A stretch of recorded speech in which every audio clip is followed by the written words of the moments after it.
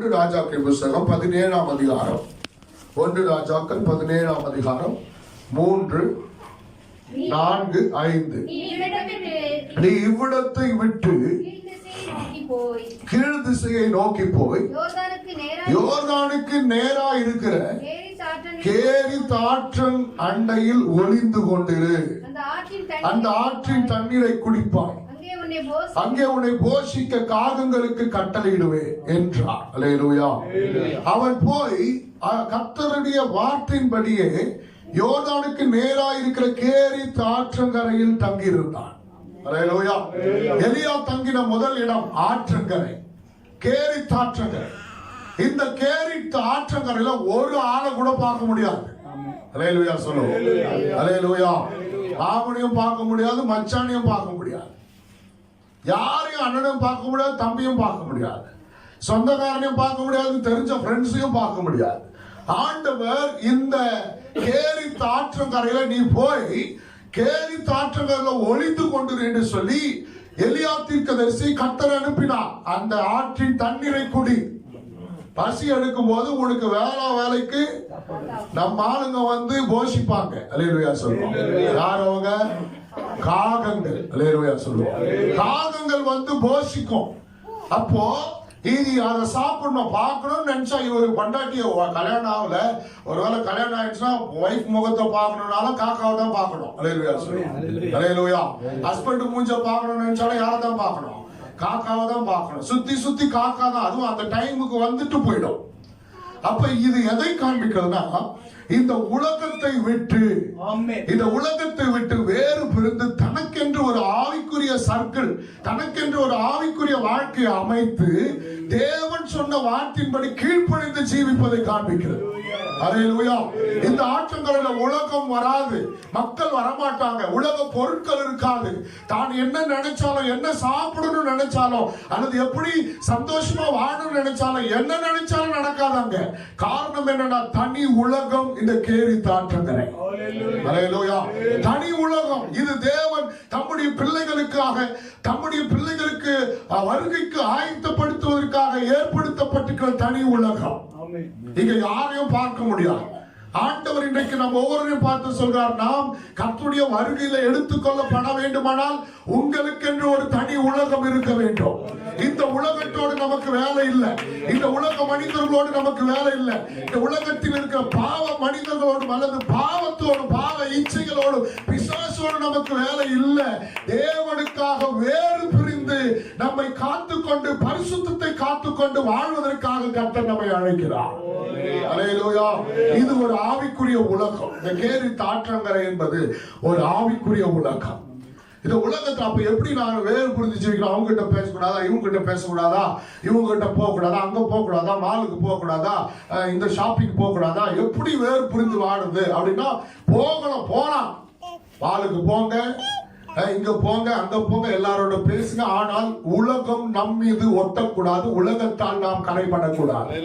ஏன்னா இன்னைக்கு எந்த கேரித் ஆற்றங்கரையில போய் நாம ஒளிஞ்சுக்க முடியாது. ஆனால் நாம் இந்த உலகத்தில் வாழ்ந்தாலும் தேவனுக்காக ஒரு பரிசுத்தம் உள்ள, ஒரு வேறு புரிந்த, நம்மை நாமே காத்துக் கொள்கிற ஒரு வாழ்க்கை வாழ வேண்டும். அப்படின்னா நான் பிசிக்கலா சொல்லல, அவங்க கிட்ட பேசக்கூடாது, இவங்க கிட்ட பேசக்கூடாது, இன்னொரு சர்ச்சுக்காரர்கிட்ட பேசக்கூடாது, இந்துங்க கிட்ட எல்லாம் பேசக்கூடாது, அவருக்கு கை கொடுக்க கூடாது, கொடுத்தா தீட்டாயிடும், இதெல்லாம் சும்மா கதை. அல்லேலூயா. நாம தீட்டுப்படாம இருக்கிறோம். நம்முடைய இருதயம், நம்முடைய சிந்தனை தீட்டுப்படக்கூடாது. நாம் உலகத்துல வாழ்ந்தாலும் உலகத்தால் கரைப்படக்கூடாது. துன்மார்க்கமான மனிதர்களோடு நாம் வேலை செய்ய வேண்டிய சூழ்நிலைகள் வரும். படிக்க வேண்டிய இடங்களிலே அவர்களோடு படிக்க வேண்டிய சூழ்நிலைகள் வரும். சில சூழ்நிலைகள் வந்துதான் ஆகும். ஆனாலும் அவர்களுடைய கிரியைகள், அவர்களுடைய காரியங்கள் நம்மை பாதிக்க கூடாது. நம்முடைய காரியங்கள் தான் அவர்களை பாதிக்க வேண்டும். அல்லேலூயா. நம்முடைய ஜெப ஆவி, நம்முடைய பரிசுத்தம், நம்ம தேவன் மீது வைத்திருக்கிற அன்பு, நாம் தேவனை தேடுகிற தேடுதல், இதுதான் அவனை பிடிக்கணுமே தவிர அவன்கிட்ட இருக்கிற ஆவி நம்மளை பிடிக்க கூடாது. நம்மை ஒவ்வொரு நாளும் வேறு பிரித்து காத்துக் கொள்ள வேண்டும். கொஞ்சம் கஷ்டம்தான், கஷ்டம்தான். ஆனா கர்த்தரை தேட தேட தேட நம்மளால ஜெபிக்க ஜெபிக்க நம்மளால பரிசுத்தமாய் வேறு பிரிந்து வாழ முடியும். உலகத்துல எவ்வளோ பெரிய அசுத்தமான உலகத்துல நாம வாழ்ந்தாலும் தேவனுக்காக பரிசுத்தம் உள்ள ஒரு வாழ்க்கை நம்மால் வாழ முடியும், நம்மை காத்து கொள்ள முடியும். தேவ கிருபை நம்மை பாதுகாக்கும். புளியங்காய் பார்த்துக்கிறீங்களா? புளியங்காய் கரெக்டா நான் சொல்றது புரியுதுங்களா? புளியங்காய் காயா இருக்கிற வரைக்கும் ஓடும், காயம் ஒட்டின்னு தான் இருக்கும். பழுக்க பழுக்க பழுக்க உள்ளதான் இருக்கும். புளியம்பழம் ஓட்டுக்கு உள்ளதான் இருக்கும். ஆனா ஓட்டு தனியா பழம் தனியா மாறிடும்.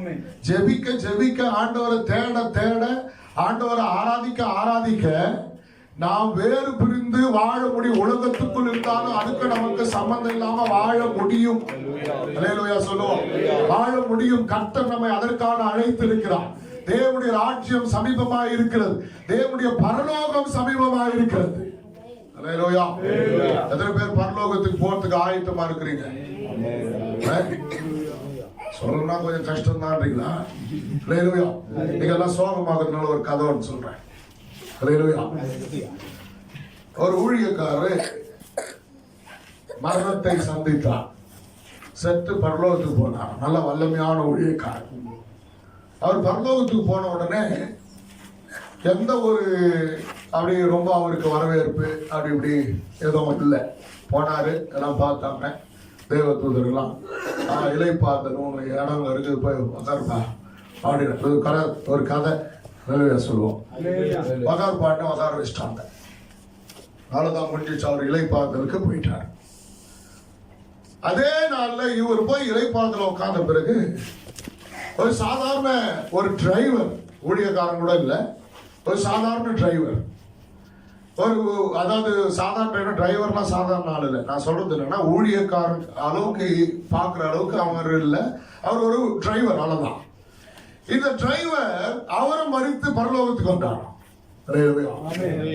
பரலோகத்தில் இருக்கிற எல்லா தேவ தூதர்களும் ஏஞ்சி நின்று கை தட்டி இவரை வர வைக்கிறாங்களா, வெல்கம் பண்றாங்க. யார? டிரைவரை. இப்ப பத்துனுக்கிற நம்ம இலைப்பாறுதல் இருக்கிற ஊழியக்காருக்கு பயங்கர கோபம். நான் இத்தனை வருஷம் ஊழியம் பண்ணேன், கத்தி கத்தி பிரசனம் பண்ணேன், இந்த நாட்டுக்கு போனேன், இந்த ஊருக்கு போனேன், அந்த ஊருக்கு போனேன், எல்லாம் செஞ்சேன். நான் வரும்போது ஒருத்தர் கூட எழுந்திருக்கிறேன். இந்த டிரைவர் வந்தப்போ எல்லாரும் ஏச்சு நின்று கை தட்டுங்க, இவரை வெல்கம் பண்றீங்களே, என்ன நியாயம்னு கேட்டான். அல்லேலூயா. அவங்க பரலோகத்தில் ஒரு பதில் வந்துச்சான். நீ ஊழியம் பண்ண, நீ பிரசவம் பண்ண, எல்லாம் தூங்கின்னு தான் இருந்தாங்க. அல்லேலூயா. கை தட்டு கை தட்டுன்னு கத்தி நின்ற ஒருத்தனும் தட்டல. அல்லேலூயா சொல்லு, அல்லேலூயான்னு சொன்ன ஒருத்தனும் சொல்லு.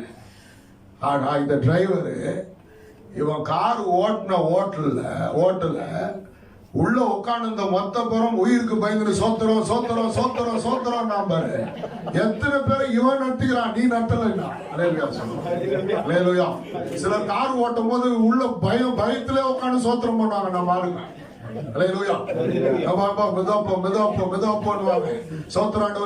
இல்லாத அந்நிய பாஷெல்லாம் அப்பதான் வரும். அவர் ஓட்டல. அப்ப யாரு நடத்தி இருக்கிறது? ஊழியக்காரா, டிரைவரா? நம்ம பரலோகத்துக்கு போகும்போது நம்ம கதை தெரியும்.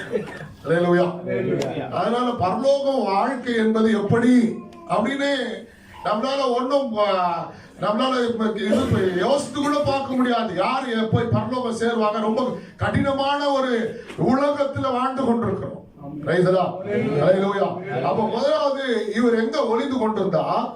ஆற்றங்கரையில், கேரி தாற்றங்கரையில். இது ஒரு ஆவிக்குரிய உலகம். ஆமென். யாரையும் பார்க்க முடியாது. தேவ சத்தத்தை மட்டும் தான் கேட்கணும். உட்காரு, ஆற்றங்கரையில உட்காருனா உட்காரணும். கர்த்தர் சொல்லுவார், போதும் ஆற்றங்கரையில உட்கார்ந்து இருந்தது, எழுந்து புறப்படுனா எழுந்து புறப்படும். இது தேவ சத்தத்தை கேட்கிற ஒரு இடம். அல்லேலூயா. தேவ சத்தத்தை கேட்கிற இடம் தான் கேரி தாற்றங்கரை. இன்றைக்கு நம்முடைய வாழ்க்கையில் இந்த கேரி தாற்றங்கரின் அனுபவத்துல தேவ சத்தத்தை கேட்கணும். இரண்டாவது, முதல் சொன்ன வேறு பிரிந்து வாழணும். மூணாவது, உபவாச வாழ்க்கை. அல்லேலூயா. நம்ம ஆளுங்க அந்த காலத்துல எவ்வளவு ஹைட் அண்ட் வெயிட்டா இருப்பாங்க. எல்லாம் 13 அடி 14 அடி எல்லாம் ஒவ்வொரு மனுஷனும் ஊழியக்காரன். அப்படி உயரமா இருந்த வாட்ட சாட்டமா இருந்த ஆளுங்க இவனுக்கு காக்கா இட்டு வந்து கொடுக்கிற வயிறு நஞ்சிட போகுது. அல்லேலூயா சொல்லுவாங்க. அல்லேலூயா. காக்கா கொடுக்கிற அளவு சாப்பாடு தான். ஆமென். சாப்பாடுல ஒரு கட்டுப்பாடு. உணவுல ஒரு கட்டுப்பாடு, உபவாசம் இருக்கணும், உணவுல ஒரு கட்டுப்பாடு இருக்கணும், இச்சை அடக்கம் இருந்து உணவை தவிர்த்து ஆண்டவருடைய சமூகத்துல உபவாசம் இருக்கணும். இதெல்லாம் தான் அந்த கேரித் ஆற்றங்கரையின் அனுபவம். அல்லேலூயா. இன்னைக்கு ஆண்டவர் நம்மை அழைக்கிறார். கேரித் ஆற்றங்கரையில் தங்குகிற அனுபவம் நமக்கு இருக்கிறதா? வேறு பிரிந்து வாழ்கிற வாழ்க்கை இருக்கிறதா? தேவ சத்தத்தை கேட்கிற அனுபவம் இருக்கிறதா? உபவாசித்து உணவு கட்டுப்பாடு பண்ணி இச்சைகளை அடக்கி ஒடுக்கி தேவனுக்காக அந்த இடத்துல வாழக்கூடிய அப்படிப்பட்ட வாழக்கூடிய வாழ்க்கையின் அனுபவம் இருக்கிறவர்களே பரலோகத்துக்கு போக முடியும். நான் என்ஜாய் பண்றேன், நான் இப்படி இருக்கிற வயிறு நிறைய சாப்பிட கூடவா கூடாது, நான் இப்படி கூடவா இருக்க கூடாதுன்னு சொல்லி சட்டம் எல்லாம் பேசினு இதெல்லாம் பேசினு இருந்தாக்கா பரலோகம் போக முடியாது. உபவாசிக்க வேண்டிய நாட்கள்ல உபவாசிக்கணும். அல்லேலூயா. உபவாசித்து ஜெபிப்பது என்பது பிரமாணம். பரிசேயனும் சதுசேயனும் ஜெபம் சொல்றான், நான் வாரத்தில் 2 தடவை உபவாசிக்கிறேன். அல்லேலூயா. யார் சொன்னது வாரத்தில் 2 தடவை உபவாசிக்கிறேன்? பரிசேயன். ஆண்டவர் சொன்னாரு, உங்கள் நீதி பரிசேயன் சதுசேயனுடைய நீதியிலும் அதிகமாயிராவிட்டால் பரலோக ராஜ்யத்துக்கு வர மாட்டீர்கள். அல்லேலூயா. இப்ப சொல்லுங்க, உபவாசிக்கணுமா? பரலோகம் போனோம்னா உபவாசிக்கணும். அதுவும் அவன் 2 நாள் உபவாசிச்சான். அவனோட அதிகமா இருக்கணும்னா அல்லேலூயா. யோசித்துங்க, நான் வசனம் தான் சொல்றேன். அல்லேலூயா. ஒரு 3 நாள் அரை நாளா கூட இருங்க, ஒரு வேலையா கூட இருங்க. ஆண்டவருடைய சமூகத்துல உபவாச வாழ்க்கை என்பது மிகவும் முக்கியம். அதை வைத்துதான் நம்முடைய ஜீவியத்தை காத்து கொள்ள முடியும். அல்லேலூயா. நிறைய சாப்பிட்டா ஹாஸ்பிட்டலுக்கு ஓடணும். யாரு? எலியா. அல்லேலூயா. நிறைய சாப்பிட்டா ஹாஸ்பிட்டலுக்கு ஓடணும். டைரியா அவன், இது அவன், அது அவன், சுகர் ஏறிடும், கொழுப்பு ஏறிடும். அதனால கர்த்தர் அளந்து கொடுத்தாரு. ஆமென். சில நேரத்தை உபவாசித்து ஜெபிக்கும் போது நம்மை வேறு பிரித்துக் கொள்ளும் போது தேவனுடைய வருகைக்கும் நாம் ஆயத்தமா இருப்போம். நம்முடைய சரீரமும் ஆரோக்கியமா இருக்கும். அல்லேலூயா. எலியா தங்கின இடங்களில் முதல் இடம் கேரித் ஆற்றங்கரை. இரண்டாவது இடம் 1 ராஜாக்களின் புத்தகம் 17ஆம் அதிகாரம் 9ஆம் வசனத்தை ஒருவர் வாசிப்போம். நீ எழுந்து சீதோனுக்கு அடுத்த சாரிபாத் ஊருக்கு போய் அங்கே தங்கியிரு, உன்னை பராமரிக்கும்படி அங்கே இருக்கிற ஒரு விதவைக்கு கட்டளையிட்டேன் என்றார். அல்லேலூயா. இரண்டாவது எலியா தங்கின இடம் எது? சாரிபாத்தின் விதவையினுடைய வீடு. அல்லேலூயா. 3 வருஷம் ஒரு விதவையுடைய வீட்டுல தங்கினார் நம்மால். எத்தனை வருஷம்? 3 வருஷம். பஞ்சகாலம் முடிகிற வரைக்கும் இவர் தங்கின இடம் எதுனா விதவையினுடைய வீடு. இவரு பேச்சுலர், அந்த அம்மா விடோ. அல்லேலூயா சொல்லுவான். அல்லேலூயா. சொல்றது புரியும் நினைக்கிறேன். பரிசுத்தத்தோட உள்ள போனாரு, வெளியே வரும்போது அதே பரிசுத்தத்தோட வந்தார். அல்லேலூயா. பிரான்ச் ஆரம்பிச்சிடல எலியாவின் ஊழியங்கள். அல்லேலூயா. இன்றைக்கு சில நேரத்துல இடத்துக்கு ஏற்றது போல நம்முடைய வாழ்க்கை அமைத்துக் கொள்கிறவர்கள் வருகையில போக முடியாது. அல்லேலூயா. ஆற்றங்கரையில என்ன வாழ்க்கை, எப்படிப்பட்ட பரிசுத்த வாழ்க்கை வாழ்ந்தாரோ, கேரித் ஆற்றங்கரையில எப்படிப்பட்ட பரிசுத்த வாழ்க்கை வாழ்ந்தாரோ அதே பரிசுத்த ஜீவியம் சாரிபாத்துடைய விதவையின் வீட்டிலும் தன்னை காத்துக் கொண்டார். தன் சரீரத்தை காத்துக் கொண்டார், தன் சிந்தனையை காத்துக் கொண்டார், பரிசுத்தத்தோடு வாழ்ந்தார். தீட்டுப்படாதபடி, தன் ஜீவியம் தீட்டுப்படாதபடி தன்னை பரிசுத்தத்தோடு காத்துக் கொண்டார். இரண்டாவது எலியா தீர்க்கதரிசி தங்கின இடம் சாரிபாத் விதவையினுடைய வீடு. இது பரிசுத்த வாழ்க்கை காண்பிக்கிறது. எனக்கு ஸ்கூல மாத்திரா சரியாயிடும், காலேஜ் மாத்திரா சரியாயிடும், கல்யாணம் பண்ணா சரியாயிடும், ஊரை மாத்திரா சரியாயிடும், வீட்டை மாத்திரா சரியாயிடும், இப்படி எல்லாம் யோசிச்சு நம்முடைய வாழ்க்கையில பரிசுத்தமா ஜீவிப்பதற்கு சில சாக்கு போக்குகளை சொல்லிக் கொண்டிருக்கலாம்.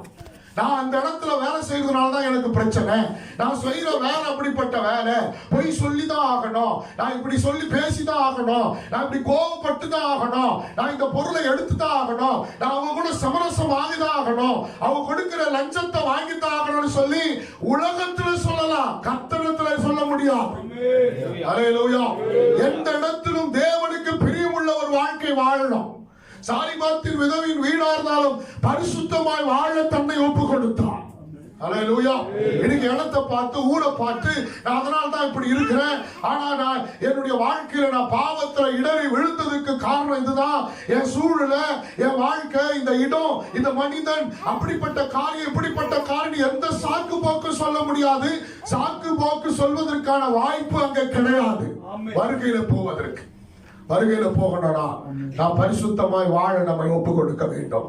கர்த்தர் நம்முடைய பாவத்தை மன்னிக்க ஆயத்தமாய் இருக்கிறார். நம்முடைய பாவத்தை முதுகுக்கு பின்பாக இருந்து விட்டார், கடலின் ஆழத்தில் போட்டு விட்டார். கிழக்குக்கும் மேற்குக்கும் எவ்வளவு தூரமோ அவ்வளவு தூரமாய் அதை நம்மை விட்டு அகற்றி விட்டார். நம்முடைய பாவங்கள் ரத்தாம்பர சிவப்பை போன்றிருந்தாலும் அதை வெண்பச்சை போல் ஆக்குகிறார். தேவனுடைய இரக்கம் பெரிதாய் இருக்கும் போது நாம் ஏன் பாவத்தின் வல்லமைகளை வாழ வேண்டும்? அல்லேலூயா. ரகசிய பாவம், கண்களின் இச்சை, ஜீவனத்தின் பெருமை, மாம்சத்தின் இச்சை, சிந்தனையில பாவம், இருதயத்துல பாவம். அல்லேலூயா. இன்னைக்கு இதெல்லாம் விட்டு வெளியே வந்து நம்மை சுத்திகரித்துக் கொள்ள வேண்டும்.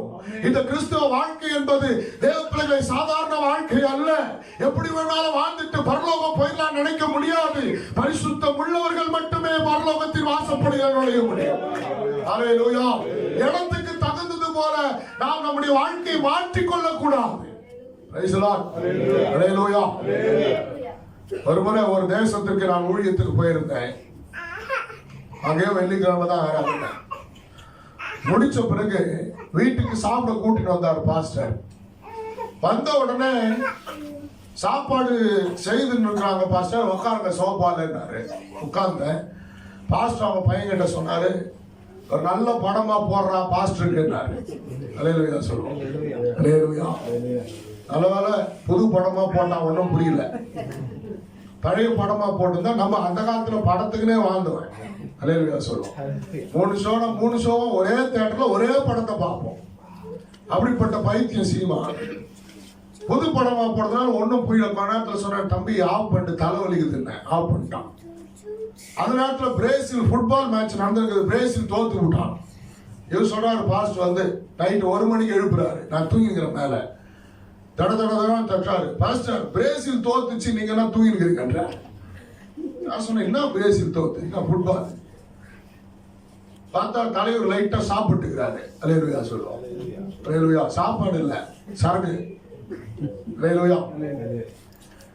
அப்ப கேட்கிறாரு, கொஞ்சம் சாப்பிடுங்க லைட்டா, ஒயின் சாப்பிடுறது தப்பு இல்லைன்னா. இதெல்லாம் மனசுக்குள்ள இருந்துச்சு, போய் தெரியாம மாட்டிக்கணும். வரும்போது ஏர்போர்ட்ல அவர் கூப்பிட்டு பேசிட்டு வந்தேன். நீ போற வாழ்க்கை, நீ வாழ்ற வாழ்க்கை சரியான வாழ்க்கை இல்லை. அது சொன்னாரு, எங்க நாட்டுடைய கல்ச்சர் அப்படி. அல்லேலூயா. நாட்டுடைய கல்ச்சர் அப்படி.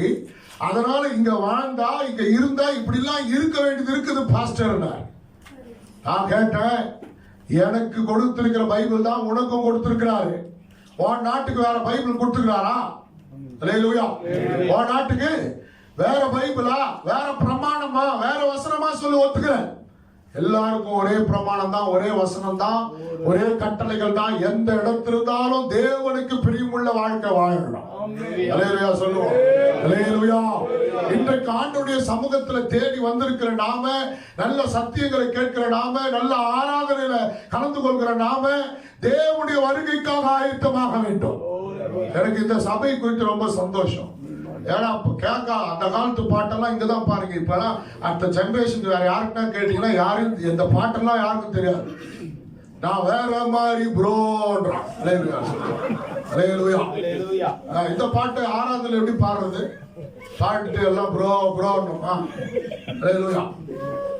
அப்போ நல்ல வருகைக்கு ஆயத்தமாகிற பாடல்கள், நல்ல ஆராதனை, நல்ல ஐக்கியத்தை கர்த்தர் உங்களுக்கு, நல்ல ஊழியக்காரருக்கு கர்த்தர் தந்திருக்கிறார். நான் தான் யோசிந்தேன் உட்காந்து. ஆண்டவருடைய அந்த பாடல்லாம் ஆனந்தமே பரமானந்தமெல்லாம் 20 வருஷத்துக்கு முன்னாடி கேட்ட பாட்டு. அவ்வளவு பழைய பாடல்கள். அதெல்லாம் இன்னைய ஜெனரேஷனுக்கு தெரியுமான்னு கூட தெரியாது. நான் ஒரு இடத்துல போயிட்டு பிரசங்கம் பண்ணும்போது ஒரு பாட்டு பாடுற ஒருத்தருக்கும் தெரியல. நான் கேட்டேன், ஜான் ஜபராஜா எத்தனை பேருக்கு தெரியும்? மொத்த காங்கிரிகேஷன் கை தூக்குச்சு. சாரால் நவரோஜி யாருக்கு எத்தனை பேருக்கு தெரியும்னா பாதி பேர் கூட இல்ல, வெறும் வயசானவங்க மட்டும் கை தூக்குறாங்க. எப்படி இருக்குது பாத்தீங்களா ஆவிக்குரிய உலகம்? தரிசனம் நிறைந்த பாடல்கள், ஜப பாடல்கள், பாரத்து நிறைந்த பாடல்கள், ஆத்ம பாரம் நிறைந்த பாடல்கள், ஊழிய பாரம் நிறைந்த பாடல்கள், வருகை குறித்த பாடல்கள். இது எப்படி இருக்குது? இன்னைக்கு வார்த்தைகள் எப்படி இருக்குது? மியூசிக், சினிமா பாட்டு மியூசிக் அப்படியே உள்ள அடிக்கிறான். நம்மால அங்க டான்ஸ் ஆடுறதுக்கு பதில் இன்னைக்கு சர்ச்சில் டான்ஸ் ஆடுகிறான். கிளப்ல டான்ஸ் ஆடுறதுக்கு பதில் காம்பன்சேட் பண்ணிக்கிறான், சர்ச்சில் வந்து ஆடுகிறான். தேவ பிள்ளைகளை தேவனுடைய வருகைக்கு போனோம்னா நம்முடைய வாழ்க்கை பரிசுத்தம் உள்ளதாக இருக்க வேண்டும். சின்ன சின்ன விஷயம் தானே இதெல்லாம். என்னன்னா சின்ன சின்ன விஷயம் தான் பெரிய பாவத்தை கொண்டு வரும். ஹல்லேலூயா. சின்ன சின்ன விஷயங்கள்ல விழிப்பில்லாமல் இருந்தால் பெரிய பாவத்தில் விழுந்து விடுவோம். இன்னைக்கு ஆண்டவருக்கு ஒப்பு கொடுத்து பரிசுத்தமாய் வாழ நம்மை ஒப்பு கொடுக்க வேண்டும். ஹல்லேலூயா, ஹல்லேலூயா. நீங்க எத்தனை சத்தியங்களை கேட்டாலும் இந்த காதுல வாங்கி அந்த காதுல விட்டுட்டு நம்ம இஷ்டப்படி வாழ்வதற்காக தேவன் ஊழியக்காரர்களை உங்களை தேடி அனுப்பவில்லை. ஒரு அகஸ்டின் ஜெபக்குமார இந்தியாவில் பார்க்கணும்னா நாங்க கியூல நிக்கணும், பார்க்க முடியாது. ஒரு மோகன் சி லாசரஸை பார்க்கணும்னா அப்பாயின்மெண்ட் வாங்கணும், அப்பாயின்மெண்ட் வாங்கினா கூட பார்க்க முடியாது. அவர் பிஸி, அவரை பார்க்க முடியாது. ஹல்லேலூயா. சில நேரத்துல எங்களை போன்ற ஊழியக்காரங்களை கூட பார்க்க முடியாது, போன்ல தான் பிடிக்க முடியும். ஏன் சொல்ல வரனா, அங்கெல்லாம் ஊழியக்காரங்களை பார்க்கறதே கஷ்டம். ஆனா இங்க உங்களை தேடி வரோம் நாங்க. ஹல்லேலூயா. தேடி வராங்க, தேடி வந்து அவங்கள நிக்கிறாங்க. அத்தனை வார்த்தைகளை கேட்டிருக்கிறீங்க, எத்தனை சத்தியங்களை கேட்டிருக்கிறீங்க, எத்தனை வகை வகையான ஊழியக்காரங்களை பார்த்திருக்கிறீங்க. சும்மா விடுவார ஆண்டவரே? எவனிடத்தில் அதிகம் கொடுக்கப்படுகிறதோ அவன் அநேக அடிகள் அடிக்கப்படுவான். அதுக்கு அர்த்தம் என்ன தெரியுமா உங்களுக்கு? எவனிடத்தில் அதிகம் கொடுக்கப்படுகிறதோ, எவனிடத்தில் அதிகம் கொடுத்தாரோ, சத்தியத்தை மோகன் சி ஆசஸ் மூலமா கொடுத்தாரு, அகஸ்டி ஜெபக்குமார் மூலமா கொடுத்தாரு, எம்டி ஜெகன் மூலமா கொடுத்தாரு. இவங்க அவங்க அந்த கூட்டம் இந்த கூட்டம் ஊர்ல இருக்கிற மத்த ஊழியக்காரன் இங்க வந்து போறான், எல்லாரும் மூலமா உங்களுக்கு சத்தியத்தை கொடுத்தார். அதிகம் கொடுத்தாங்க, அதிகமா வாங்கி பாக்கெட்ல போட்டுக்கிட்டீங்க. ஹல்லேலூயா. ஆனா அதுபடி வாழலனா அதிக அடி நமக்கு தான். அதுதான் அதுக்கு அர்த்தம். எவனிடத்தில் அதிகம் கொடுக்கப்படுகிறதோ அவன் அநேக அடிகள் அடிக்கப்படுவான். இன்னைக்கு எத்தனை சத்தியங்கள், வார்த்தைகள், எத்தனை காரியங்களை கேட்டால் நம்முடைய வாழ்க்கையில மனம் திரும்பாமல் பரிசுத்தத்துக்கு இடம் கொடுக்காமல் வாழ்ந்தால் தேவன் தம்முடைய வருகையில இறக்கப்பட்டு சேர்த்துக் கொள்வார் நினைக்கிறீங்களா? ஹல்லேலூயா, ஹல்லேலூயா. நீங்க சோகமா இருக்கனால இன்னொரு கதை சொல்றேன். ஹல்லேலூயா சொல்றேன். ஹல்லேலூயா. இத ஈ பார்த்திருக்கிறீங்களா? ஈ பார்த்திருப்பீங்க. இந்த ஈ மாம்பழத்துல உட்காரும், மார்க்கெட்ல உட்காரும், மீன் மார்க்கெட்ல உட்காரும், எல்லா இடத்துலயும் உட்காரும், அசிங்கமான மலத்திலையும் உட்காரும், ஆனா சர்ச்சிலையும் உட்காரும். அதுவும் எங்கன்னா முன்னாடிதான் உட்காந்து. நம்ம ஊர்ல ஈ இல்ல, அல்லேலூயா சொல்லுவோம். அதுக்காக முன்னாடி உட்காரவங்களை குறை சொல்லல, நானு ஈய சொல்றேன். அதோடைய பழக்கமே பின்னாடி எல்லாம் உட்காராது. முன்னாடி வந்து உட்காந்து ரெண்டு காலை கீழே வச்சு ரெண்டு காலை இப்படி தூக்கி சோத்திரம் சோத்திரம் சோத்திரம் சோத்திரம். ஈ பாத்தீங்களா? சோத்திரம் சோத்திரம் சோத்திரம் சோத்திரம். அல்லேலூயா. அங்க இங்க எல்லாம் ரவுண்ட் அடிச்சுட்டு எங்க வந்து உட்காந்துரும், இங்க உட்காந்து சோத்திரம் பண்ணும். ஒரு கதை தான். அல்லேலூயா. சில நேரத்துல நம்முடைய வாழ்க்கையில எல்லா இடத்துலயும் உட்கார்ற மாதிரி சர்ச்சிலையும் ஒரு உட்காந்து போயிடுவோம்னு நினைக்கிறது பரலோகத்துக்கு போய்விட முடியாது. தேவனை வாஞ்சித்து, அவர் அன்பை வாஞ்சித்து அவரை போல ஆக வேண்டும். இன்னைக்கு கர்த்தரையா கூட பேச மாட்டாரா? ஆண்டவருக்கு நான் கீழ்ப்படிய மாட்டேனா? என்னுடைய வாழ்க்கையில் ஒரு மாற்றம் வராதா என்கிற ஏக்கத்தோடு தாகத்தோடு கர்த்தரை தேடி வரணும். அல்லேலூயா. மூன்றாவது இடம். முதலிடம் கேரித்தாற்றங்கரை, இரண்டாவது இடம் சாரிபாத்தின் விதவையின் வீடு, மூன்றாவது இடம் 1 ராஜாக்கள் 19ஆம் அதிகாரம் 4 மற்றும் 5. அவன் வனாந்தரத்தில் ஒரு நாள் பிரயாணம் போய் ஒரு சூரை செடியின் கீழ் உட்கார்ந்து தான் சாக வேண்டும் என்று கோரி, போதும் கர்த்தாவே, என் ஆத்துமாவை எடுத்துக்கொள்ளும், நான் என் பிதாக்களை பார்க்கிலும் நல்லவன் அல்ல என்று சொல்லி ஒரு சூரைச்செடியின் கீழ் படுத்துக் கொண்டு நித்திரை பண்ணினான். மூன்றாவது எலியா தங்கின மூன்றாவது இடம் சூரைச்செடியின் கீழ். இந்த சூரைச்செடியின் கீழே ஏன் வந்தார் அப்படின்னா, 2ஆம் வசனத்துல ஒரு மிரட்டல் வருது. அப்போது எசபேல் எலியாவிடத்தில் ஆள் அனுப்பி அவர்கள் ஒவ்வொருடைய பிராணனுக்கு செய்யப்பட்டது போல நான் நாளை இந்நேரத்தில் உன் பிராணனுக்கு செய்யாதே போனான் தேவர்கள் அதற்கு சரியாகும் அதற்கு அதிகமாக எனக்கு செய்ய கடவுள் என்று சொல்ல சொன்னார். ஏசபேலுக்கு பயந்து சூரச் செடியின் கீழே போய் படுத்துக் கொண்டிருக்கிறான். ஏசபேல் சொல்றா, உன்னை வெட்டாம விட மாட்டேன். பாகால் தீர்க்கதரிசிகளை வெட்டுன பாகால் தீர்க்கதரிசிகளை வெட்டுனன்னு சொல்லி ஏசபேல் இங்க எலியா தீர்க்கதரிசிக்கு மிரட்டல் அனுப்புற, நாளைக்கு இந்த நேரம் உன் ஜீவனை உன்னை விட்டு எடுத்துருவன, வெட்டி போட்டுருவானே. இதுக்கு பயந்து நம்மால் எங்க போய் படுத்திருக்கிறார்னா சூரை செடியின் கீழ். மூன்றாவது, இந்த சூரை செடியின் கீழ் படுத்திருப்பது எந்த அனுபவத்தை காண்பிக்கிறா? சோதனை, போராட்டம், நெருக்கம், பயங்கள், உபத்திரவம், இழப்புகள், பாடுகள், நிந்தைகள், அவமானங்கள், தலைக்குனிவுகள், எத்தனையோ சூழ்நிலைகள் நம்ம வாழ்க்கையில வரும். ஆண்டவரை தேடிட்டா எல்லாமே நமக்கு கிடைச்சிடும் இல்ல. ஆண்டவரை ஜெபம் பண்ணா நமக்கு எல்லாம் வாச்சிரும், எல்லாம் கிடைச்சிரும், எல்லாம் நடந்துரும். நம்ம ரொம்ப ஆண்டவரை தேடி ஆண்டவர்கிட்ட வந்த உடனே கார் வாங்கிடுவோம், பங்களா கட்டிடுவோம், எல்லாம் நமக்கு கிடைச்சிரும்னு சொல்லி நான் அநேகர் நினைக்கிறாங்க. கிறிஸ்தவ வாழ்க்கை என்பது பாடுகள் நிறைந்த வாழ்க்கை. அல்லேலூயா. கிறிஸ்தவ வாழ்க்கை என்பது பாடுகள் நிறைந்த வாழ்க்கை. கிறிஸ்தவ வாழ்க்கை ஒரு மனிதன் தேவனுக்காக வாழணும்னா இந்த பாடுகளை சகித்து, துன்பங்களை, உபத்திரவங்களை சகித்து ஆண்டவருக்காக நான் வாழப்பா. எத்தனை உபத்திரவங்கள், பாடுகள் வந்தாலும் இந்த தேவனை விட்டு நான் பிரிய மாட்டேன்னு சொல்லி உபத்திரவங்கள் மத்தியிலும் கர்த்தரை உண்மை உத்தமமாய் தேட வேண்டும். சூரைச்செடியின் அனுபவம் நெருக்கத்தின் அனுபவம், சூரைச்செடியின் அனுபவம் போராட்டத்தின் அனுபவம், சூரைச்செடியின் அனுபவம் பலவிதமான உருட்டல்கள், மிரட்டல்கள், பல பிரச்சனைகள் நமக்கு விரோதமாய் பலர் எழுப்புவாங்க. ஏன் தான் இந்த தேவனை தெரிந்து கொண்டேனோ, ஏன் தான் எனக்கு இப்படிப்பட்ட சூழ்நிலை, எவ்வளவு ஜெபித்தாலும், எவ்வளவு ஆராதித்தாலும், எவ்வளவு தேவனை தேடினாலும் உபத்திரவங்கள் வருதேன்னு சொல்லி நினைக்கலாம். உபத்திரவங்களின் வழியாக தான் நாம் பரலோகத்துக்கு போக முடியும்.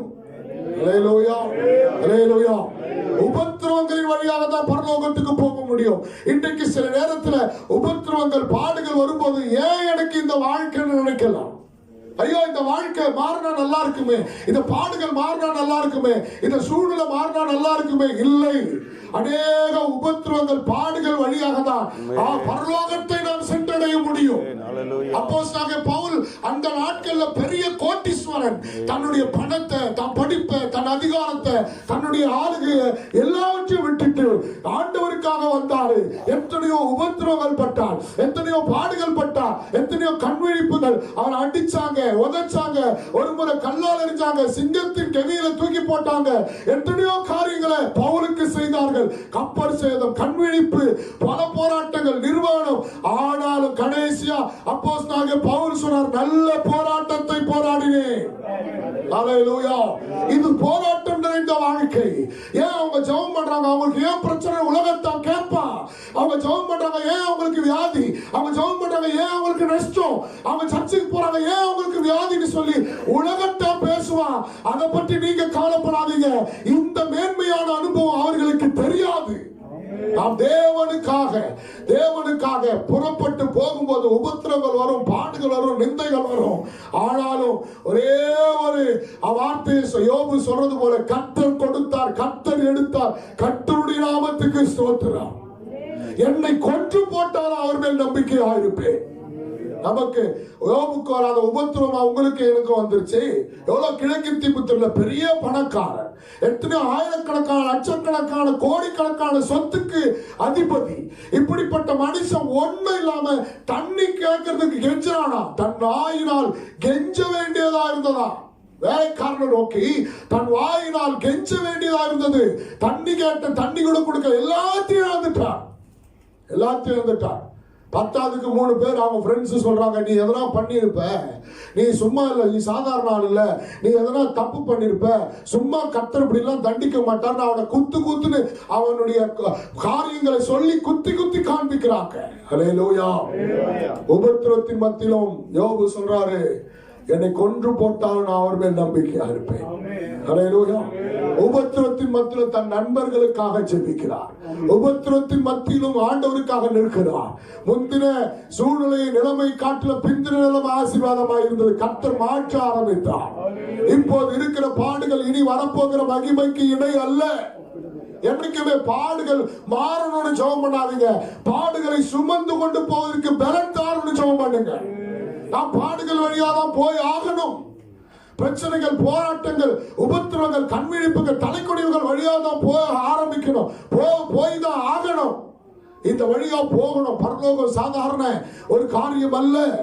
சத்துரு போராடுவான். எப்படியாச்சும் நம்மளை பரலோகத்துக்கு போகாதபடி நம்மளை தடுத்து நிறுத்தணும்னு போராடுவான். ஆனாலும் அதின் மத்தியிலே கர்த்தர் பலன் கொடுப்பான். அல்லேலூயா. அதின் மத்தியிலே கர்த்தர் பலன் கொடுப்பான். ஒரு மனுஷன் சிலுவையை சுமந்து கொண்டு போனானா, ஒரு கதை சொல்றேன். அவன் சுமந்து கொண்டு போகும்போது ரொம்ப பார சிலுவை.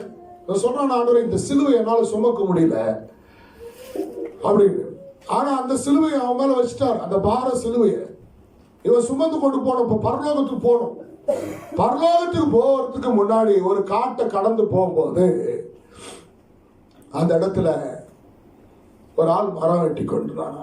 அவன்கிட்ட சொன்னானா, இந்த சிலுவை எனக்கு ரொம்ப பாரமா இருக்குது, என்னால் தூக்கிட்டு போக முடியல, நாலா பக்கமும் கொஞ்சம் கொஞ்சம் வெட்டி இதை சரியா எனக்கு சரி பண்ணி கொடுத்துரு, நான் தூக்கிட்டு போயிடுறேன். அல்லேலூயா. அது மேல ஒரு அடி, கீழே சைடுல இந்த பக்கம் ஒரு அடி, இந்த பக்கம் ஒரு அடி எல்லாம் கட் பண்ணியாச்சு, கீழே கட் பண்ணியாச்சு.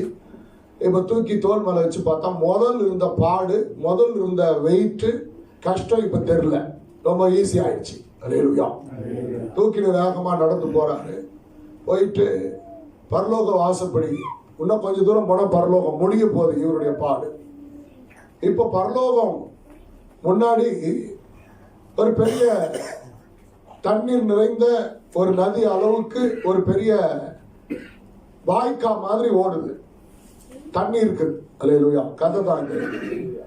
இப்போ ஆண்டவரே, நான் இவ்வளவு தூரம் நடந்து வந்துட்டேன், இப்ப நான் இந்த தண்ணீரை தாண்டி வரணும், நான் எப்படி வர்றதுன்னு இவன் கேட்டானா. கர்த்தர் சொன்னானா, நான் உனக்கு கொடுத்த சிலுவை அந்த தண்ணியில போட அது மிதக்கும், இப்படி நடந்து வாண்டாராம். அந்த சிலுவை மேலே நடந்து பரலோகத்துக்கு வந்துருந்தார். அல்லேலூயா. அவர் கொடுத்த சிலுவை அவர் வச்சுருந்தாரா? இல்ல, செதுக்கிட்டாரு. எனக்கு வெயிட் தாங்க முடியல அப்படின்னு இந்த பக்கம் கட் பண்ணிட்டாரு, அந்த பக்கம் கட் பண்ணிட்டாரு. ஆண்டவர் கொடுத்த சிலுவையை போட்டிருந்தா சிலுவை மேல நடந்து அந்த பக்கம் போய் பரலோகம் போய் சேர்ந்துட்டு இருப்பார். ஆனா இந்த சிலுவை பார சிலுவை என்னால சுமக்க முடியாதுன்னு அவருக்கு ஏற்றது போல அதை அவர் வெட்டி கொண்டதுனால தண்ணியில போட்டா அந்த பக்கம் போக முடியல இவரால. அல்லேலூயா. இதுதான் வாழ்க்கை. தேவன் நமக்கு என்ன தந்திருக்கிறார் அதை சுமந்துன்னு போங்க. அதன் வழியாக தான் பரலோகத்தை சேர முடியும். எனக்கு இது வேணாம் அது வேணாம்னு சொல்லக்கூடாது. கர்த்தர் இந்த சிலுவை உங்க மேல வச்சிருக்கிறாரு, இந்த உபத்திரவத்தை வச்சிருக்கிறாருன்னா சந்தோஷமா சுமந்து கொண்டு போங்க. ஆண்டவர் ஒரு நாள் எல்லாவற்றையும் மாற்றக்கூடிய சூழ்நிலைகள் வரும், அன்னைக்கு சந்தோஷமா மாறும். அல்லேலூயா. நம்முடைய துக்கங்கள் எல்லாம் சந்தோஷமா மாறும். ஆண்டவர் எல்லாவற்றையும் மாற்றுவதற்கு வல்லமையுள்ளவரா இருக்கிறார். அதை விட்டுட்டு சூரஜ் செடி கீழே படுத்துக்கொண்டு இயேசுபேல் என்னை வந்து வெட்ட போறேன், ஆண்டவரை என்னை எடுத்துங்க, எனக்கு ஏன் இந்த வாழ்க்கை, ஏன் எனக்கு இந்த பாடு, நான் உயிரோடு இருக்கிறத விட செத்தா நல்லா இருக்குன்னு புலம்புறதை நிறுத்திட்டு தேவனுக்காக வைராக்கியமாய் வாழ கற்றுக்கொள்ளுங்கள். பாடுகள் வந்தாலும் அதில் நிற்க கற்றுக்கொள்ளுங்கள். ஆண்டவரை எனக்கு பலன் தாரும் என்று கேட்டு அதன் வழியாய் போக கற்றுக்கொள்ளுங்கள். கர்த்தர் உங்களை ஆசீர்வதிப்பதற்கு வல்லமையுள்ள தேவனாய் இருக்கிறார். அல்லேலூயா. டைம் ஆயிடுச்சு. அடுத்தது நாலாவது அவர் தங்கின இடம் 1 ராஜாக்கள் 19ஆம் அதிகாரம் 19ஆம் வசனம். அப்படியே அவன் அவ்விடம் விட்டு புறப்பட்டு போய் 12 ஏர்போட்டி உழுத சாப்பாத்தின் குமாரனாகிய எலிசாவை கண்டான். 9ஆம் வசனம் பாருங்க. 9ஆம் வசனம். சாரி, அங்கே அவன் ஒரு கெபிக்குள் போய் தங்கினான். அடுத்தது எங்க தங்கினான்? கெபிக்குள் போய் தங்கினான். சூரை செடியின் கீழே தங்கின ஆளு இப்ப எழுச்சி எங்க போயிட்டாரு? கெபிக்குள் போய் தங்கினான். கர்த்தர் சொல்றாரு, இதோ கர்த்தருடைய வார்த்தை அவனுக்கு உண்டாகி அவர் எலியாவே இங்கே உனக்கு என்ன காரியம் என்றார். அல்லேலூயா. நாலாவது இடம் எலியா தங்கின இடம் கெபிக்குள் தங்கினார். இந்த கெபிக்குள்ள கர்த்தருடைய வார்த்தை உண்டாகி ஆண்டவர் கேட்கிறாரு, டேய் உனக்கு என்னடா இங்க வேலை? அல்லேலூயா. உனக்கு என்ன இங்க வேலை? நான் உன்னை எங்க போக சொன்னேன்? நான் உனக்கு என்ன செய்ய சொன்னேன்? நான் உன்னை எங்க நிக்க சொன்னேன்? நான் உன்னை எங்க போக சொன்னேன்? இங்க என்ன உனக்கு வேலை? அல்லேலூயா. அப்ப சில நேரத்துல நாம தேவனுக்கு பிரியமில்லாத இடங்களிலே தங்கும் போது இந்த கெபி எதை காண்பிக்கிறது? தேவனுக்கு சித்தம் இல்லாத இடம், தேவனுக்கு பிரியமில்லாத சித்தம் இல்லாத காரியத்தை தெரிந்து கொண்டு அதுக்கு பிறகு நாம் உபத்திரவப்படுவோம். அப்ப நாம நம்முடைய வாழ்க்கையில யோசிக்கணும், நாம இப்போது இருக்கிற இடம் அல்லது வாழ்கிற வாழ்க்கை அல்லது செய்கிற காரியங்கள் தேவனுக்கு சித்தமா என்று தேவ சித்தத்தை அறிந்து செயல்படுகிறவர்களாய் மாற வேண்டும். அல்லேலூயா, அல்லேலூயா. தேவ சித்தம் என்ன, தேவனுக்கு பிரியம் என்ன கேட்டு ஆண்டவர் சமூகத்துல நம்மை ஒப்பு கொடுத்து ஆண்டவருக்கு அர்ப்பணிக்கும் போது கர்த்தர் மகிமையான காரியங்களை செய்கிறார். அல்லேலூயா. கடைசியாக ஐந்தாவதாக, நேரம் அப்படியே சொல்லி முடிச்சிடுறேன், 5 காரியமும். ஐந்தாவதாக 2 ராஜாக்கள் 1ஆம் அதிகாரம் 9ஆம் வசனம். 2 ராஜாக்கள். ஆகாப் மரணம் அடைந்த பின் மோவாபியர் இஸ்ரவேலுக்கு விரோதமாய் கலகம் பண்ணி பிரிந்து போனார்கள். 2 ராஜாக்கள் 1:9. சரிங்க, 2 ராஜாக்கள் அவனிடத்திற்கு ஒரு தலைவனையும் 50 சேவகரையும் அனுப்பினான். மலையின் உச்சியில் உட்கார்ந்திருந்த அவனிடத்தில் இவர்கள் ஏறி போனாங்க. அடுத்தது எலியா தங்கின இடம் மலை உச்சியிலே. அல்லேலூயா. மலை உச்சி என்பது, மலை என்பது ஆவிக்குரிய வார்த்தைகளில் ஜெப வாழ்க்கையை காண்பிக்கிறது. ஜெப வாழ்க்கை. இப்ப நான் சொன்ன இந்த 4 குறிப்பையும் நாம செய்யணும்னா இந்த 5வது குறிப்பு மிகவும் முக்கியம். ஜெபிக்கிறவர்களால் தான் தேவனுக்காக எல்லாவற்றையும் செய்ய முடியும். அல்லேலூயா. நம்முடைய வாழ்க்கையில ஒவ்வொருவருடைய வாழ்க்கையிலும் பர்சனல் பிரேயர் அவசியம். பர்சனல் பிரேயர் இல்லாம நாம ஒன்றையும் சாதிக்க முடியாது. இரவு ஜெபத்துக்கு வரலாம், ஃபாஸ்டிங் பிரேயருக்கு வரலாம், இந்த ஜெபம் அந்த ஜெபம் எல்லா ஜெபத்துக்கு வந்தாலும் ஒவ்வொரு நாளும் நீங்கள் உங்கள் வீட்டிலே உங்கள் வேதத்தை எடுத்து ஆண்டவர் சமூகத்திலே காத்திருந்து ஜெபிக்க வேண்டும். அல்லேலூயா. ஆண்டவருடைய சமூகத்துல காத்திருந்து ஜெபிக்க ஜெபிக்க அந்த மலை உச்சி என்பது ஜெப வாழ்க்கை. கர்த்தர் மலைக்கு ஏறினார், ஜெபம் பண்ணும்படி மலைக்கு ஏறினார். அங்கே எலியா தீர்க்கதரிசி மலையில் இருந்தார், எலிசா மலையில் இருந்தார், கர்மேல் மலையில. இது ஜெப வாழ்க்கை காண்பிக்கிறது. மோசே தேவனை தரிசிக்க மலைக்கு போனார், பிரமாணத்தை வாங்க மலைக்கு போனார். இது தேவனோடு இருக்கிற உறவை காண்பிக்கிறது. ஜெப வாழ்க்கை இருந்தாதான் பரிசுத்தமா வாழ முடியும். ஜெப வாழ்க்கை இருந்தாதான் தேவ சித்தம் செய்ய முடியும். ஜெப வாழ்க்கை இருந்தாதான் உலகத்தை விட்டு வேறு பிரித்து வாழ முடியும். ஜெப வாழ்க்கை இருந்தாதான் சோர்வுகளை மேற்கொள்ள முடியும். ஆனால் ஆண்டவர் சொல்றார், நீங்க சோதனைக்கு உட்படாதபடி விழித்திருந்து ஜெபம் பண்ணுங்கள். சோதனை வரும், சோதனை போராட்டம் வரும். இவைகளை மேற்கொள்ளக்கூடிய பலன் எங்களுக்கு ஜெப வாழ்க்கையில் இருக்கிறது. நல்ல மணிக்கணக்கில் முழங்கால் போடுங்க, ஆண்டவர் சமூகத்தில் காத்திருந்து ஜெபம் பண்ணுங்க. ஆண்டவரை கிருபை தாருங்க, பலன் தாருங்க, பொல்லாத உலகத்தில் ஜீவிக்க பரிசுத்தமாய் வாழ கிருபை தாரும். நீங்க ஜெபிக்க ஜெபிக்க தான் கிருபை பெற்றுக் கொள்ள முடியும். ஒருவேளை எல்லாரும் கூடும் போது ஒரு தேசத்துக்காக ஜெபம் பண்ணலாம், ஒரு நாட்டுக்காக ஜெபம் பண்ணலாம், ஒரு கூட்டத்துக்காக ஜெபம் பண்ணலாம். உங்களுடைய பர்சனல் வாழ்க்கை, உங்களுடைய பலன், உங்களுக்காக பரிசுத்தமாய் ஜீவிக்கக்கூடிய உங்களுடைய தனிப்பட்ட காரியத்துக்கு நீங்க தனிப்பட்ட விதத்தில் அரை கதவை பூட்டி ஆண்டவருடைய சமூகத்தில் முழங்காலில் நின்று, ஆண்டவர் எனக்கு பலன் தாரும், கிருபை தாரும், இந்த பொல்லாத உலகத்தில் உமக்காக பரிசுத்தமாய் வைராக்கியமாய் ஜீவிக்க கிருபை தாரும். அல்லேலூயா. இன்னைக்கு ஒரு தம்பி எனக்கு மெசேஜ் அனுப்பினான். நேற்று நைட்டு நான் வசனம் டெய்லி வேர்ட்ஸ் அனுப்பினேன். அங்கத்தி டைமுக்கு 3 மணி, 3 மணிக்கு, அதுக்கு முன்னாடி 3 மணிக்கு தான் அனுப்புவேன். அங்க இருக்கும் போதே அப்படி அனுப்பும் போது அவன் கேட்டான், அவங்களுடைய பிரேயர் டைம் என்னன்னு கேட்டான்.